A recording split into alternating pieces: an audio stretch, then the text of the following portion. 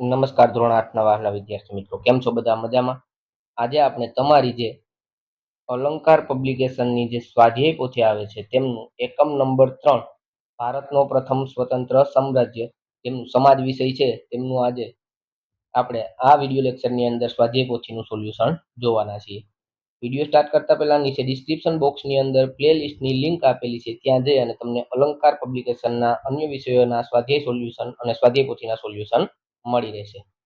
પહેલું છે, નીચેના પ્રશ્નોનો જવાબ માટે યોગ્ય વિકલ્પ પસંદ કરી તેનો ક્રમ બોક્સમાં લખવાનો છે. પહેલું છે, કયા યુદ્ધથી બ્રિટિશરોએ ભારતમાં શાસન કરવાની શરૂઆત કરી?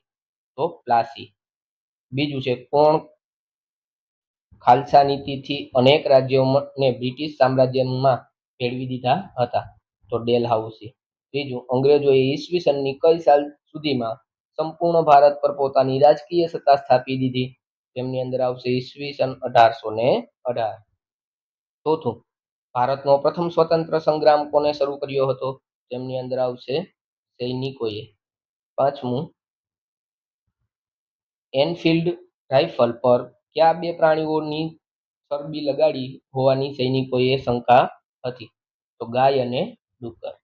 છઠ્ઠું, ઈસવીસન 1857 સ્વતંત્ર સંગ્રામના પ્રથમ શહીદ કોણ હતા?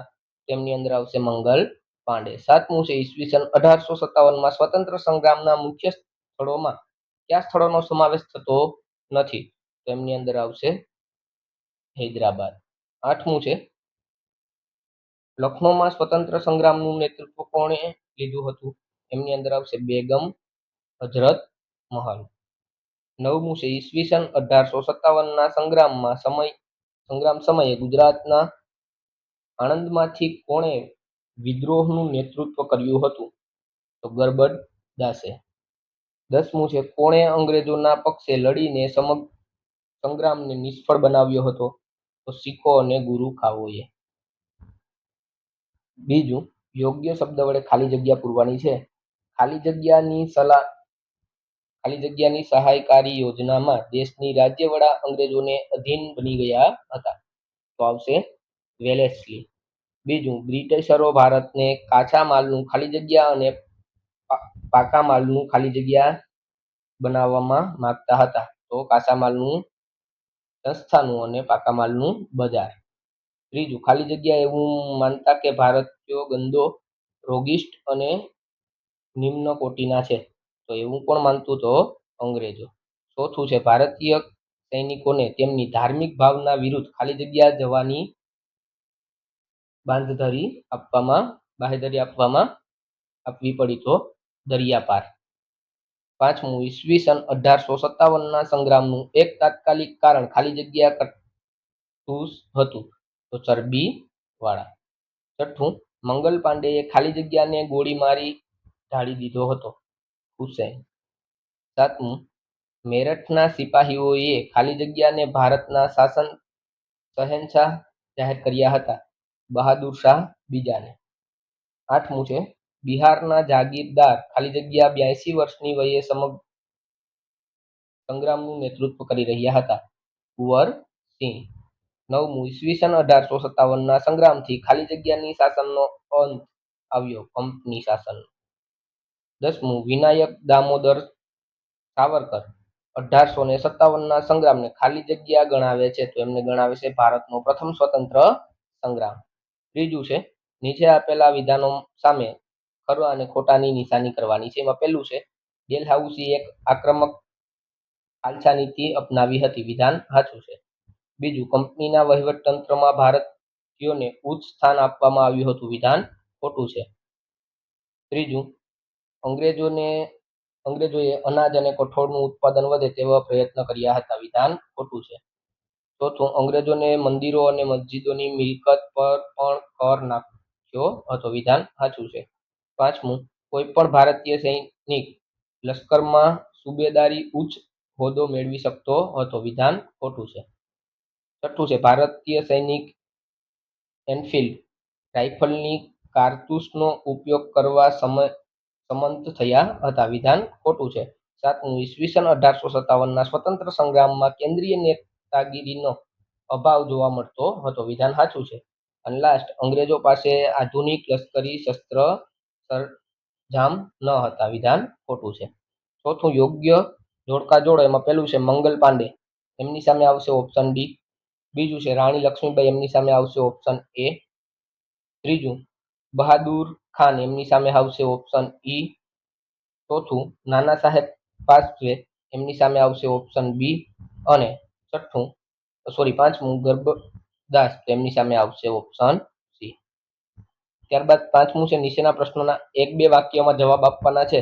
એમાં પહેલો પ્રશ્ન છે ડેલહાઉસીએ ખાલસા નીતિ દ્વારા કયા રાજ્યોને બ્રિટિશ સામ્રાજ્યમાં ભેળવી દીધા હતા? તો ડેલહાઉસીએ ખાલસા નીતિ દ્વારા સતારા, સંભલપુર, ઝાંસી, નાગપુર, અવધ જેવા રાજ્યને સામ્રાજ્યમાં ભેળવી દીધા. બીજું છે અંગ્રેજોએ કયા પાકોનું ફરજિયાત ઉત્પાદન કરવાની નીતિ અપનાવી હતી? અંગ્રેજોએ કપાસ, ગળી અને રેશમ જેવા પાકોનું ફરજિયાત ઉત્પાદન કરવાની નીતિ અપનાવી. ત્રીજું, અંગ્રેજો ઈસવીસન 1850ના કાયદા દ્વારા શું ઠારવ્યું? અંગ્રેજોએ ઈસવીસન 50માં એક કાયદો કરી જે હિન્દુ કે મુસ્લિમ, ખ્રિસ્તી તથા તેના પૈતૃક મિલકતમાં હિસ્સો મળી શકે તેવું ઠરાવ્યું. ચોથું, ભારતીય સૈનિકોને લશ્કરમાં શું રાખવા પર પ્રતિબંધ કરવામાં આવ્યો હતો?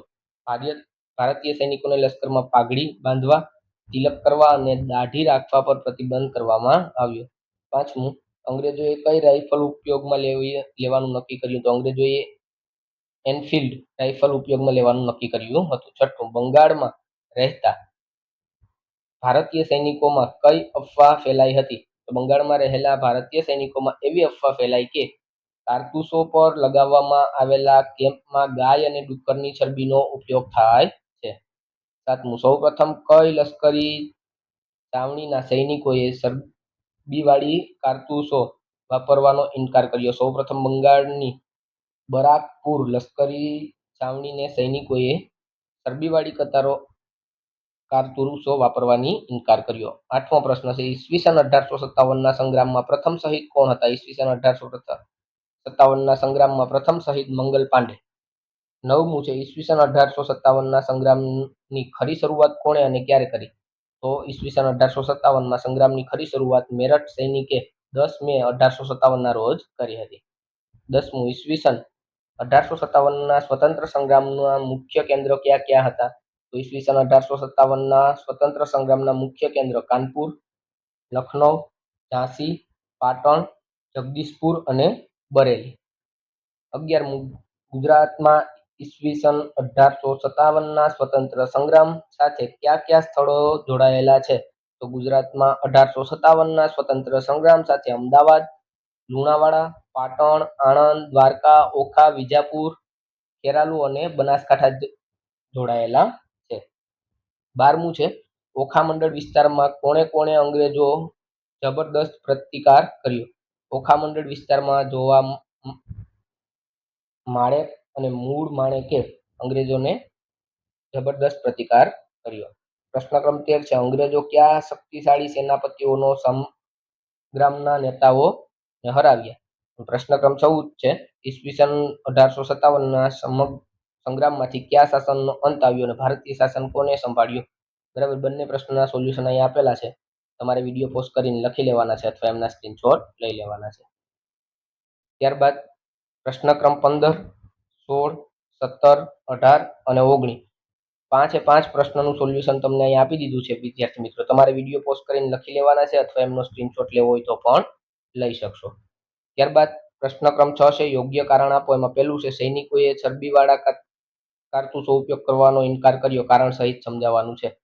બીજું છે ઈસવીસન 1857ના સ્વતંત્ર સંગ્રામમાં કેન્દ્રીય નેતાગીરીનો અભાવ જોવા મળ્યો હતો, કારણ કે બંને પ્રશ્નના સોલ્યુશન અહીં આપેલા છે. તમારે વિડીયો પોઝ કરીને લખી લેવાના છે અથવા એમના સ્ક્રીનશોટ લઈ લેવાના છે.